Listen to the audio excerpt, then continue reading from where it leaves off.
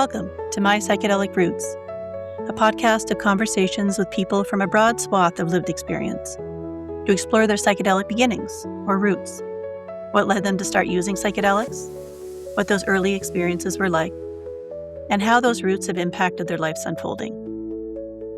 My name is Amy Bartlett, and it is my hope that these stories, generously shared by my guests, offer perspective and insight into the lived reality of psychedelic experiencing. Please feel welcome to subscribe and follow the show to get the latest conversations in your podcast feed. And you are always invited to share this episode with others if you feel inspired.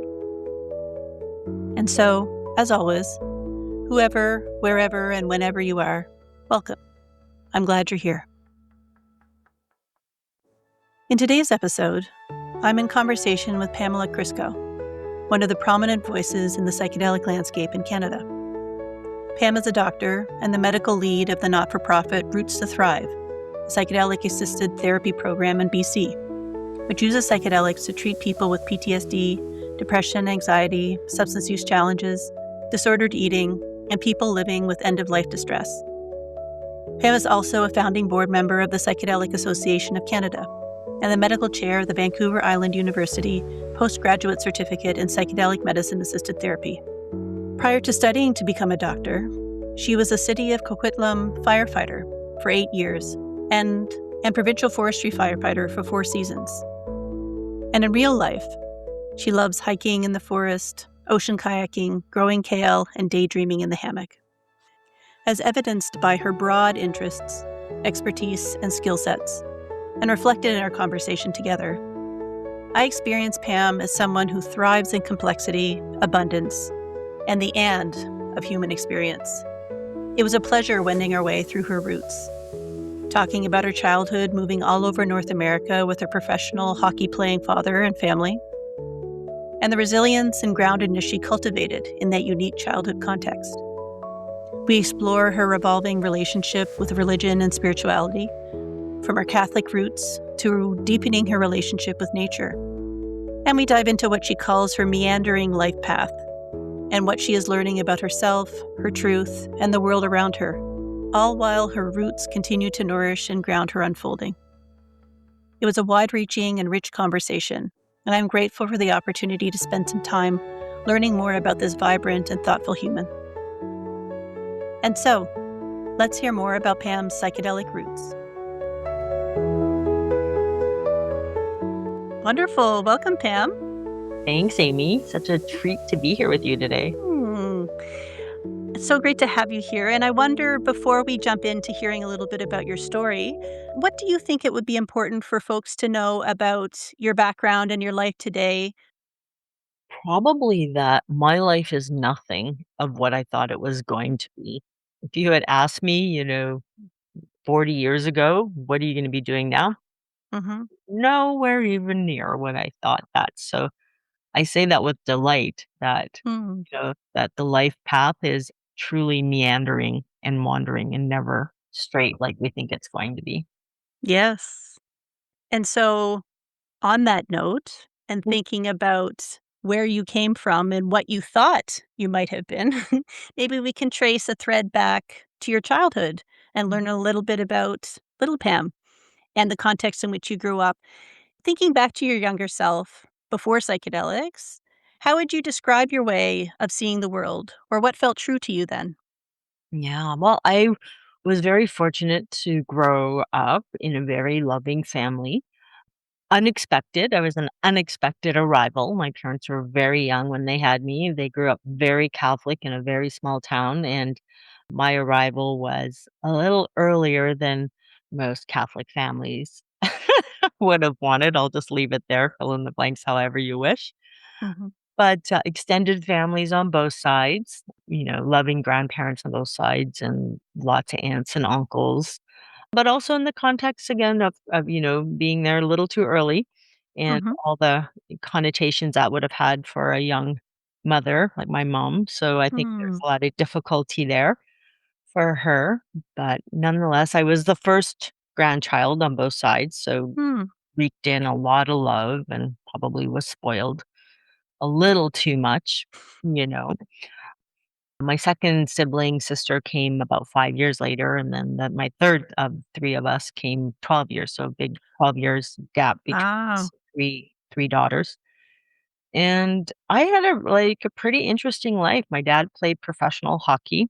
My mom Mhm. had gone to school to be a radio broadcaster, but that because of the professional hockey, we ended up traveling quite a bit, many, I many bet. times, changing homes, 2, 3, 4 times a year, depending on where training camp was, what team he was playing with, if he got traded. And then, of course, when the season was over, returning back to Canada because we mostly lived in the US, returning back to Mm. Canada for kind of family cabin lifestyle, playing frisbee, golf, building forts, running free, wild kind of things, water skiing, all that sort of Mm. stuff. But, the upbringing itself, because we moved so much, was always a life of making new friends, Yes. new friends, new friends. So I'm actually a person that doesn't really have any childhood friends because we Wow. moved Mhm. all the Yes. time, right? So those relationships weren't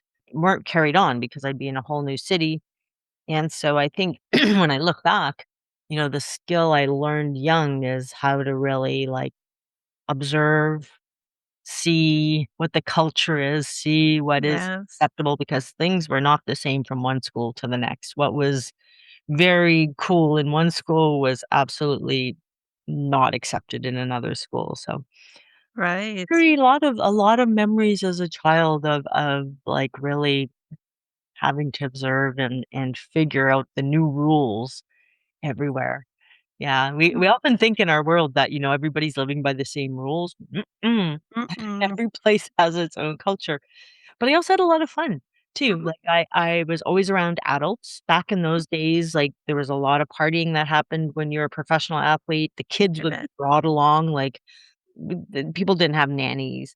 Like you brought the kids to the party, the kids played, and then all the kids crashed in bedrooms, and the parents would scoop up their kids at the end of the night and take them home. And so that was a lot of fun. I had a lot of fun. We had a lot of Mm. free range Yeah. game making and playing.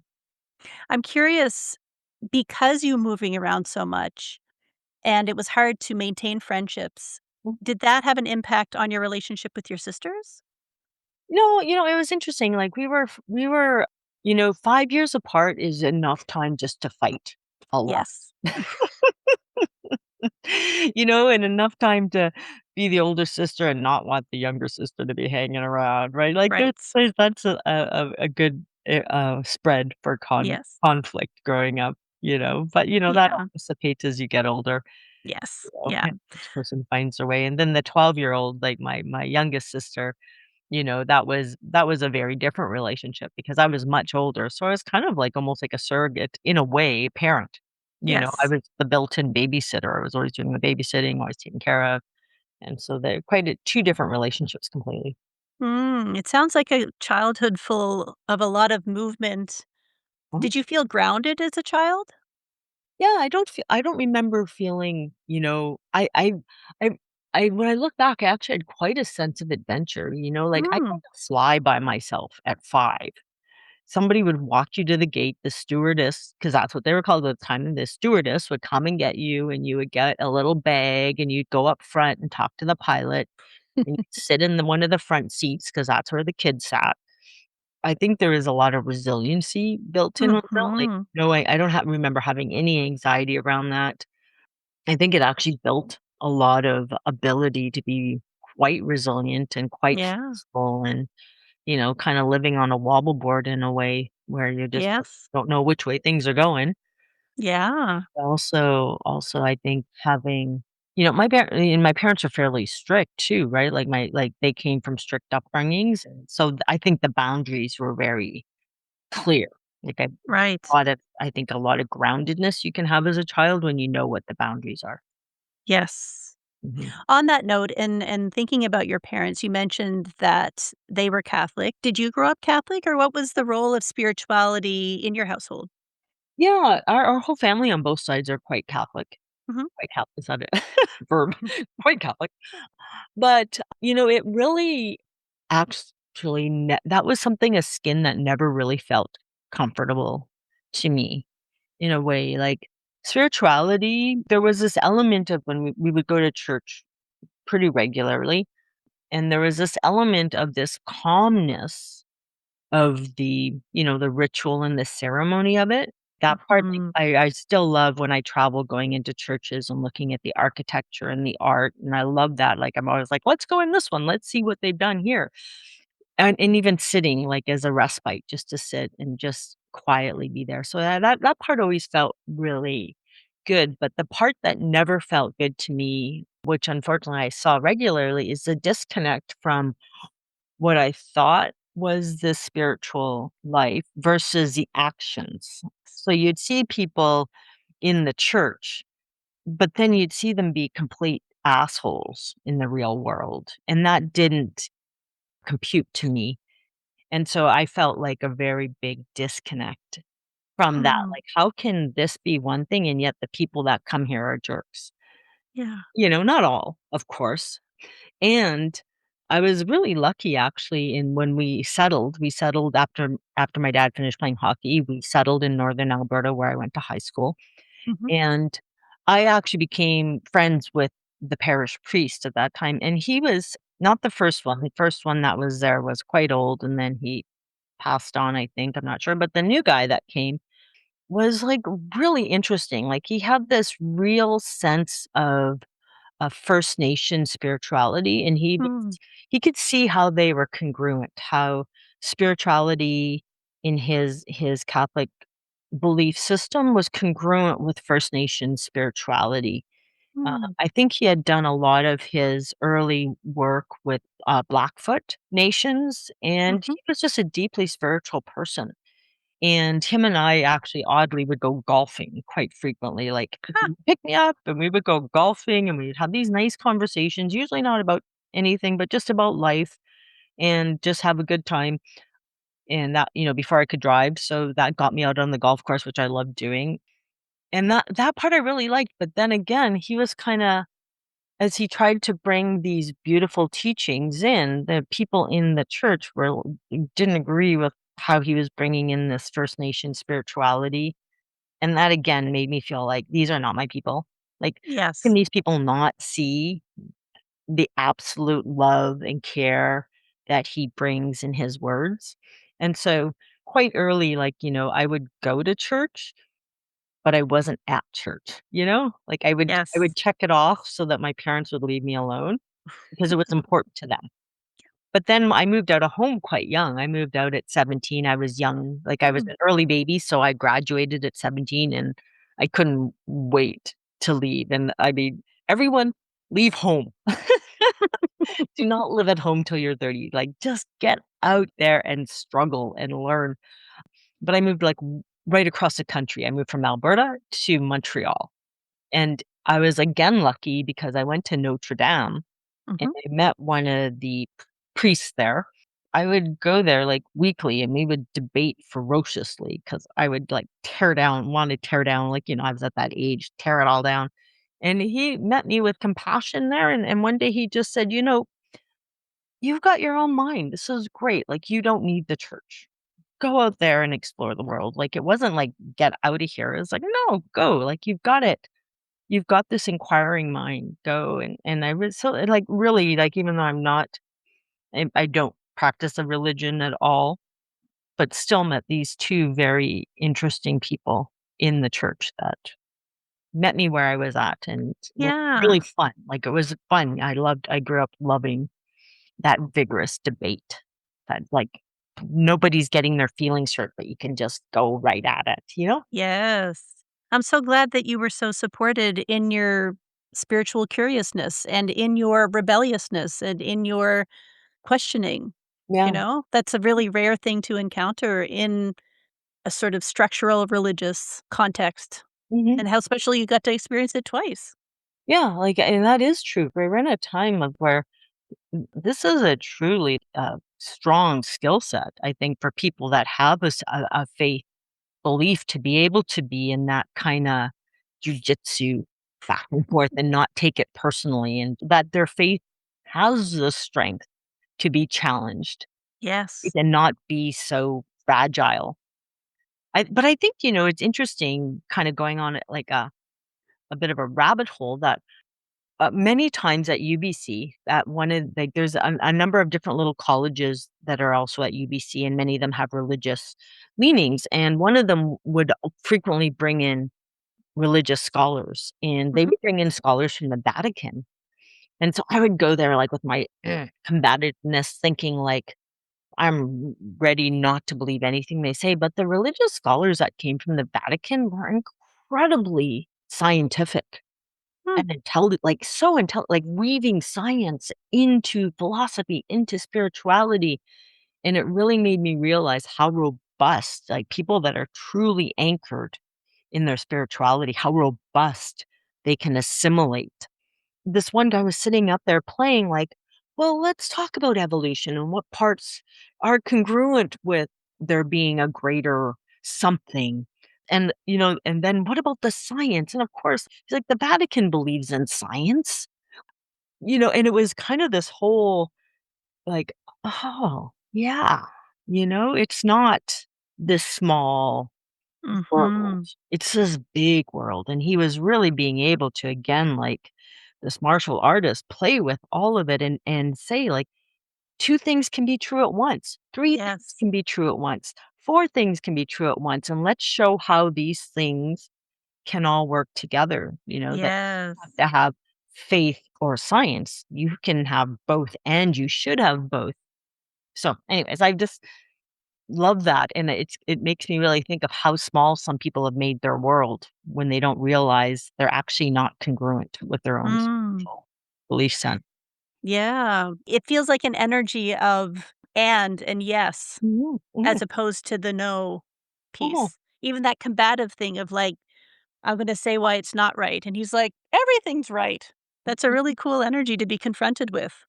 Yeah, it was fantastic. It was really Mm. fun to watch in that one talk I'm thinking about so strongly, is to watch the shift of the audience, to watch the shift of the people that were there that were very faith-based, Mhm. and the shift in those of us that came with this science mindset, Yeah. how we all walked out unified. We all felt nourished from this beautiful conversation that said, "And." Yes. Very powerful. Yeah, really Mm. powerful. Yeah, thanks So for thanks for stimulating that memory. That was really a yeah, no fun conversation that yeah, I appreciate it, and I think it speaks to the sort of open, free childhood that you experienced in a way. In that part of what I heard was you felt a lot of support from your extended family and in your mom and dad. You felt safe in all these different contexts and felt skilled to be able to navigate all of these new experiences and places and feel grounded in Yeah. that at the same time. It sort of it resonates. Well, but there's also, to be perfectly honest, there's also another element here, the firstborn of a female in a family that where, women didn't really excel, didn't do a whole lot of things, right? No, I mean, not that they couldn't excel, but, this mind frame. And, that, "Oh, you're a girl, you don't need to do," that kind of there's also this little element of a rebellion, like, "I'm Mhm. going to go out there and do it, and you can't tell me I can't do these things because 'cause I'm a girl, because I'm going to do them, and if I Yeah. mean have to leave this town to do them, I will do them," and it really speaks, to, like, I played sports, I excelled in sports, all the sports, like, any sport, I played it. And then I went on to do, like, very male-dominated work, like forestry firefighter, city firefighter, I did these things as if to say, "I can do it," because Yes. coming from this family where there's always these little elements of a where a woman is allowed to go, or that leave, to be blunt, a little bit of misogyny. So Yes. so there was also that, like, kicking down the door and not being constrained by the Yes. rules of who I was supposed to be. Mm. I love that. One last piece in terms of your childhood upbringing. You mentioned that kids would be taken to parties and go and sort of accompany adults in adult spaces. I'm curious, did you grow up in an environment where you encountered psychedelics, where they were ever discussed, either positively or negatively? No, no, I don't I remember absolutely 0 about psychedelics, and that would have Hmm. been, like, with my parents in the hockey scene, and that would have been in the 70s, all through the 70s. Oh, So it was alcohol and tobacco. Like that was really it. Drinking and cigarettes. yes. I don't remember any other drugs at all. Like definitely like not cocaine, nothing like that. But maybe a bit of cannabis Hmm. quietly, but absolutely not psychedelics. Like certainly not LSD, not psilocybin, not MDMA, Hmm. none. If that was happening, I was oblivious to that. No, nothing, like, no education on it in school other Wow. than the Nancy Reagan kinda crap somewhere in high school, like, "This is your brain on drugs," and nothing from my parents, 0. And so, knowing where you're at now in your life and knowing that psychedelics did become a a part of your life, was there a particular moment or conversation or experience where they first came into your consciousness? Yeah, it was at 15 was the Mhm. very first time I had, my it was my first psilocybin mushroom experience. Hmm. And I don't even remember how I got them, they just showed up and They just showed up. well, no, I mean, obviously they didn't, obviously I was given them, but I had no context for them. I had no context for what they were like, I don't remember knowing, like, why people would take them or what they were for, but Were you at a party? no, it was like I had them. And I'm sure there's, like, gaps there that I just don't remember, and maybe one day I Hmm. will, but this is Hmm. you know, I had them. We lived, near a beautiful lake, beautiful, huge lake, and I took them, and I ended up having, Oh, like, this beautiful day. It was, like took them in the afternoon into the evening in the summer, in these long summer days where the light stays forever, yes. and so I was on the beach just sitting, and they came on, and it was just like everything was beautiful. Looking at the sand, the warmth of the sand, and across this lake always had weather systems. It was so big that these weather systems would go across, and I remember sitting there and watching the most magical lightning thunderstorm, but in the distance. So I'm under, like, blue sky, beautiful, and out there is this orange lightning, like, Mm, and the clouds are lighting up, and they're yeah. like, I keep saying orange because you don't always see orange with lightning storms, right? It was like this orange, and the waves of, like, you could feel the sound waves, you could smell the electricity in the air Wow. and the waves of and the lightning, and it was just the most delightful time. It was, like, just a beautiful and it was just by myself on the and that's how it was for me. That's how they came into my life, and that's how they stayed in my life every time going for many, many, many years, it was just me, mushrooms, and I would, camp. I would usually on the beach, maybe slightly in the forest, and just really being present Mm, in that space. And then that slowly morphed into with very close friends, mhm, basically a forest pilgrimage where we would, hike off someplace that would get away from people. So whether it was hot springs or a lake or camping in the forest. mm.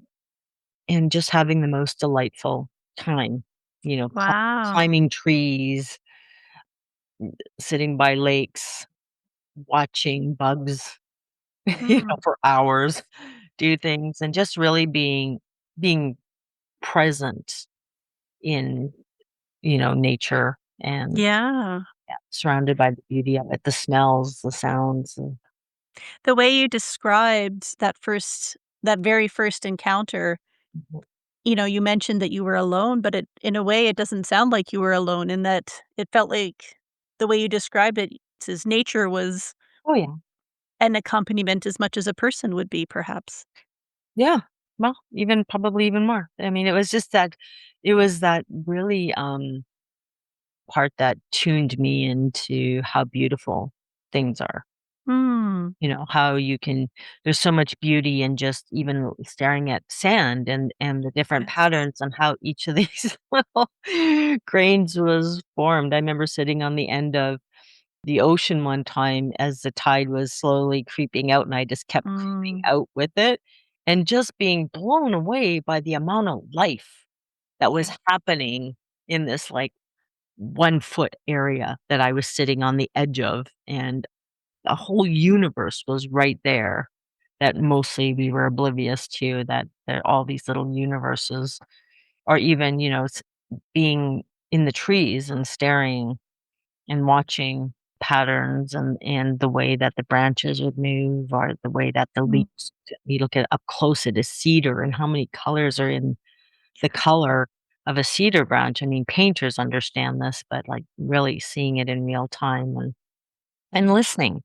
just listening, that there was clearly, even though my human brain or my language skills wasn't fully comprehending it, but knowing that there was all these conversations, all these communications that were happening around me, and a very comfortable feeling that I didn't have to know what was being said, that I was simply part of it.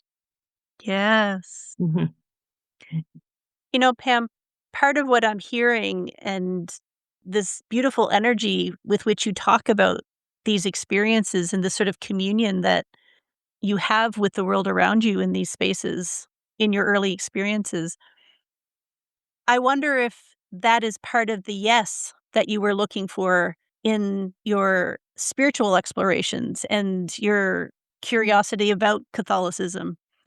Part of what you're describing feels so abundant Mhm, and yesful and available, mhm. perhaps in ways that I felt like perhaps was part of the resistance or part of the incongruence that you were experiencing with Catholicism. I don't know if that resonates or not, but Yeah, I'm not sure, but I think Hmm. as I hear your words there, what really came to me is that I think spirituality is designed to connect. I think what I was feeling, what wasn't congruent for me, was the disconnect. Like, what is Mhm. really the foundational message? What are the perennial truths of Yes. good humans? And what are the truths of being a good neighbor in this world? Like, and what I mean with that is, like, I live by the ocean, I live in the forest, and how am I a good neighbor to all my other colleagues, friends, the Yes. trees, the birds, the sea lions, the fish, how am I a good person to be in relationship with that? And I think that's part of it. Like, in some of the rules of religion, it's really more of a disconnect. Like, we're separate from them. We're separate and we have rules. And we have mostly rules made by dead men who no longer exist, carried out by more men who are dead inside. And not truly wise. I think, as we bridge to psychedelics more, we realize the rule keepers, the people like to keep control, have the most trauma. And so wanting to get away from the traumatized and back into alignment, and where goodness is. And I think there's a lot of that in spirituality Mhm. and in religion. There's a Mhm. lot of people there, but that alignment is so clear in nature. Like, be good, share abundance, don't hoard. you know Yes. Squirrels hoard, but They're allowed to. It's okay. then they're hoarding plants, trees, so I'm Exactly. grateful for that. So, in these early experiences, it sounds like you had a lot of experience of connection and spirituality and abundance and the universe and a lot of connection with presence. And yet, you also have a deep connection with science. Mhm. How did those early experiences perhaps connect you to your professional unfolding and how your life unfolded in your relationship to science? Oh, yeah, I mean, that came much later. Mhm. I like I said, that you asked me at the beginning, my life a bit in that meandering path. Like, I wasn't headed towards science. I actually really didn't know where I was headed. I thought I might be headed into law, like law enforcement. I was kind of thinking along those lines, and I was Mm. thinking, "Oh, that's not really for me. Maybe law, environmental law." So I was looking at going to law school. often when you grow up in a small town, you don't realize how big the world is and how many options there are. And that's what anybody that's listening to this that is in a small town, like, tell people, like, tell the kids, like, there's a million different things you can do out there. Maybe it's a little Mhm. bit easier now, but so it, kind of was a time of like, there's only so many things you can do, when there's really like a million things you can do. And so I was kind of like meandering, thinking like, what am I interested in? And so went to university thinking I would go into like I started my first degree was criminology. Hmm. And then I applied to law school and got accepted. And then I was like, I don't want to do that, but I don't know what I want to do either. So, Yeah. and it wasn't until I was on the fire department. So I went from forestry firefighting in like a seasonal in the summers. And then I had all the skill sets. So I applied to city for firefighting and was hired on full time as a professional firefighter. And that's really where the science started coming in for me. Hmm. I finished my science degree while I was on the fire department, and what I was Hmm. finding is I was really called to the medical emergencies that we were going to. I was really curious about what was happening with people, but the light bulb didn't really even come on there. It was like a Hmm. lot of people I started hearing the same thing over and over. "Have you considered going into medicine?" People kept saying that, and I was like, "No." First time somebody said that, I'm like, "No, you gotta be kidding me." And then it just kept coming, and it wasn't really until I was in medicine that I really got the hook and how interesting it was that it wasn't a thing, like, so often it's, like, portrayed as a thing, and it's not, like, we are observational scientists every single day. A curious person is a scientist, and how cool is that? And so that's really where that part came in, and it was really and kind of still disconnected in myself. Like, there is this Hmm. Pam the person, and then Pam the budding scientist, researcher, medical doctor. There is still a bit of a chasm there for quite Hmm. a while before those worlds came more together. And I assume your relationship to psychedelics also was separate in that it was a personal practice, but wasn't part of your professional No, unfolding for a while? no, no, and it was actually there was this light bulb day where it came on Hmm. that, like, I had, like, very ceremonially, these once or twice a year psilocybin mushroom beautiful journeys, either alone or with close friends. And that was just matter of fact. It wasn't like, "Hey, we're gonna go have a trip." It was just like very, this is part of our what we do. And then when I was in medicine, I came out of the other side of it. Like it's pretty harsh going studying medicine, pretty harsh going through your residency. You make a lot of sacrifices. There's a lot of power things going on. I think things are always getting a little bit better, but we're in a health crunch right now. There's just so much, and you're dealing with people day after day that have so much anxiety and angst, and you're really there hopefully to be in service, but you're not in a great place to take great care of yourself. But I kind of came out the other end of my residency, and other than being exhausted, I was generally feeling pretty good. Hmm. And somebody kind of brought that up, and it made me think about that. And I was like, the light bulb came on is like, I went through being a firefighter, seeing a lot of crap, a lot of trauma, a lot of things that you shouldn't see day after day after day. I went through medicine, kind of the same thing, like all this stuff you see, a lot of things that pile on, a lot of, you make mistakes, you beat yourself up over it. You see things you can't do anything about, but I came out of the other end of it pretty good, and the light bulb came on. Is like, I'm pretty much sure that because of doing psilocybin once or twice a year, Mhm. I was taking care of that deep spiritual part of me, kind of cleaning out the basement, like not accumulating all that clutter and not accumulating trauma.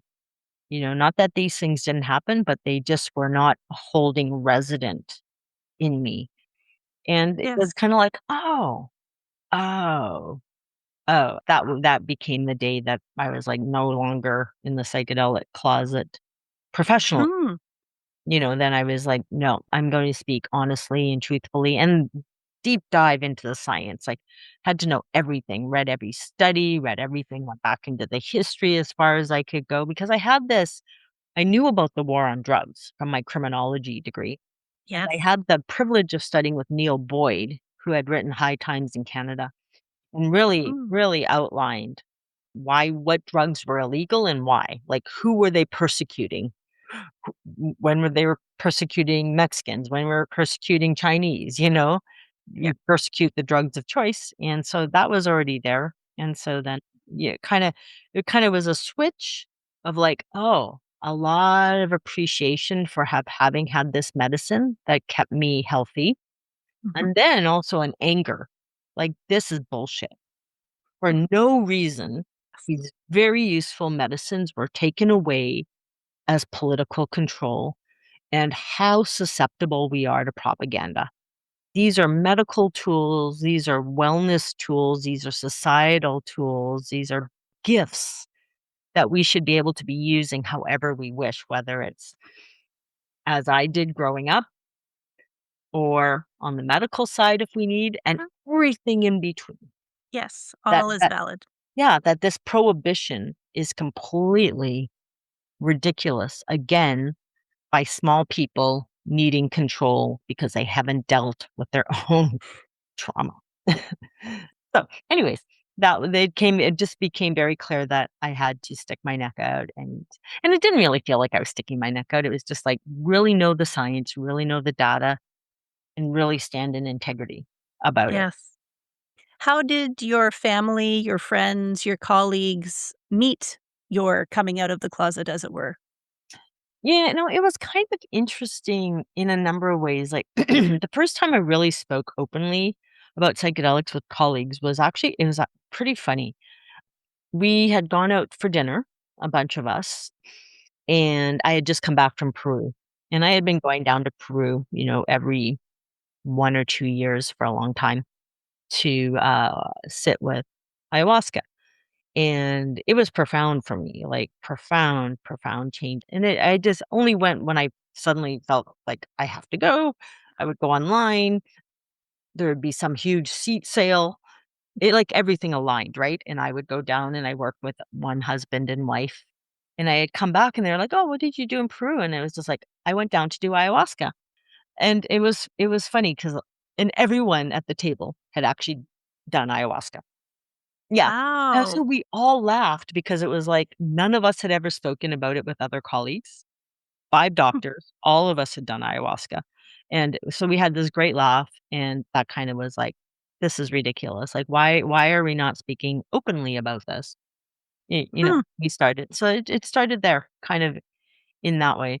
And then with the family part, I would just talk about the science, just talk about what we were doing, the studies, talk about the patients, like, without not telling specifics, but, I have these ladies in my chronic pain clinic, and they're coming in, and they're microdosing, and they're happier, and, like, it's like the 80-year-old microdosing club, and I tell these stories, like, at dinner, like, these really interesting stories without breaching confidentiality, just these little tidbits. And then Fantastic Fungi came out, the movie, Yes. the documentary, and they all saw that, and they, started to see, more and more of it. I mean, it's everywhere, so I think a little bit at first, they're a little bit not quite sure, but now it's a normal dinner time conversation when we're all together. Not It's great. not taboo, it's just open, "Oh, I heard this. Did you see this? What do you think about this?" That's good. Mhm, It's just a normal part of who you are and how they experience you. mhm, That's lovely. mhm. A lot of acceptance. Yeah, well, and they've it's kind of weird because your family kind of follows you a little bit in a weird way, and you don't and they're like, "I saw you on that podcast, and I saw your talk that you gave at that conference," and I kind of forget how much I am out there and talk about these and present our data and present what our program does, and Mhm. that they're watching. They're like, "Oh, I saw the presentation you did in Iceland." I was like, "Oh, yeah." So it's nice, but Yeah, our family is curious and interested and does like to learn new things, so that's great. mhm, I'm curious, Pam, we often talk about a calling in a spiritual or creative sense. Do you mhm. feel like psychedelics call to you in some way? Well, they must have because they showed up. right? In some way, they showed up in my life and they showed up kindly, like very kindly and very Mm, benevolently. And yes. and when I look back, it just feels like a friend. Like I can't say it any other way than that. In some ways I kind of feel like I should say it was a teacher, but it actually feels more like it was a kind friend that showed Mm, up and has been with me, and I've always known that they will be there with me. So I don't mm, know that I couldn't say it's a calling, but I do know that, like, when I hit 50, that it really got another light bulb that turned on, and I was like, "Oh, service. yeah. Service to humanity. Stay healthy." I knew, like, as one of the things that I always had as a physician is I have to be as healthy as possible so that I can help my patients. A sick doctor is not a help. It can't help people. So stay healthy, stay well, take care of myself, nourish myself, and then be in service to people. Mm, And that's really, I feel like that's more like be in service to honesty, be in service to truth, be in service to integrity, be in service to uplifting people, to having fun, to having a good laugh. And like, why are we here? Like, we are on this ball hurling through space. yes. The absurdity of that. The absurdity. So there's got to be a lot of joy too. So I think Yes. more service and happiness and joy are kind of the calling I feel now, and psychedelics are more specifically psilocybin mushrooms have been a kind journey friend, Uh, you know. that's really beautiful. How would you describe your relationship with mushrooms today? Good, really good. I have, the honor of living in a place where they grow wild, Yeah. and when October comes, October, November, feels like you're hanging out with a whole bunch of friends, like truckloads of friends.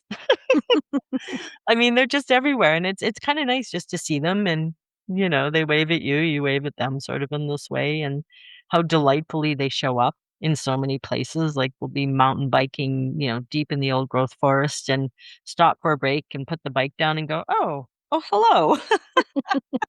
Like, "Look at you peeking out under the snow here, on this trail just where we happen to stop and put our bikes down and have a snack." So it's quite nice, but also that's the gift of having had a lot of time in the forest quietly, and, Mhm. they've migrated all over. They're everywhere. It's like the friend you keep running into everywhere. Yes. Mhm. I'm so glad that you have that feeling of accompaniment and friendship and collegiality with Yeah. these plants that have been in your life for many, many years. Well, fungi. They get their own. Fungi, pardon me. I know, Touche. I know. I mean, you have to know, like, my partner will like, Yes. "Mushrooms aren't plants." Sorry. It's good. They get Mm, their own kingdom. No, I yes. mean, but they truly are. They're Mhm, kind, sentient beings, and they're very kind to humans, and mhm. especially when we're respectful of them and their autonomy, they're very sweet to us. Yes. Well, Pam, that's lovely and a lovely way to wrap up our conversation. I'm curious, as we begin to wrap up, Mhm. do you have any advice for people who are thinking about moving in the direction of working with psychedelics, or people who are working with psychedelics and want to think about integration or about advocacy or about Mm. their own healing journey? Yeah, there's a lot of questions in there. First and foremost, I think the us all slowing down and really being in good relationship with these medicines. I think that's a very feminine way, slowing Yes. down, being relational, really getting to know these medicines thoughtfully, deeply. There's no rush. Like, there is no time like right now to be highly in integrity and learning, and these medicines will be with us forever. And so taking the time, as people that want to work in with psychedelics, like one of my wise mentors said, really learn some good therapy practices, ones that really resonate with you. You're going Mm, to learn a lot that maybe are not going to resonate, great, just chalk it up to experience, but really find the therapies that resonate with you and then become really good at them. And then psychedelics can become part of that therapeutic toolbox, but they're not the whole show because it's the whole human we're nourishing here: water, exercise, good food, spirituality, time in nature, good laughs, getting off the screens, hanging out with people that are fun, artistry, music, creativity. That's 90% of it. And then the psychedelics brings the 10% of that. Yes. So everybody just slow down and go, how can I be 5-star? First in myself, first and foremost. I think there's a lot of people that wanna work with psychedelics that they should just simply be in therapy, right? Do that. Take care of yourself, clean out the trauma, take out the garbage, resolve the challenges, return to good relationship with yourself, your friends, your Yes. family, your colleagues, Yes. world. Like, if you're an asshole to the Starbucks barista, you got some work to do. Maybe you shouldn't be working with medicine. I mean, I don't say that judgmentally, but I'm like, Oh, no. the people we work with deserve the best of us. And so we Yes. have to be our best. So really going inward and doing the work and getting to the point that you almost have no triggers in life. If the Mm. external world is triggering you, your teachers are still showing up to teach you what you need to work on. So let's all work on that, lean into that, and slow down so that when you are working with people in service to clients or patients or participants, that you can truly show up with equanimity, and bring that loving kindness that is needed to do beautiful, beautiful work. So Mm. slowing down. Again, on the feminine side, like the relationship with medicines and not having like, there's certainly this kind of I kind of feel like, for lack of a better word, and I don't wanna offend anyone, but I'm just gonna say it as bluntly as I can, like, this kinda, like, very masculine venture capitalist energy of, like, and the psychedelic passport, like, "Oh, I'm gonna do this, and then I'm gonna do this, and I'm gonna do this, like, I'm doing ayahuasca this weekend, and I'm gonna do 5-MeO, then I'm gonna do psilocybin, and then do an MDMA, and then I'm gonna do ketamine before the MDMA and psilocybin right after." Like, slow the F down. Yeah.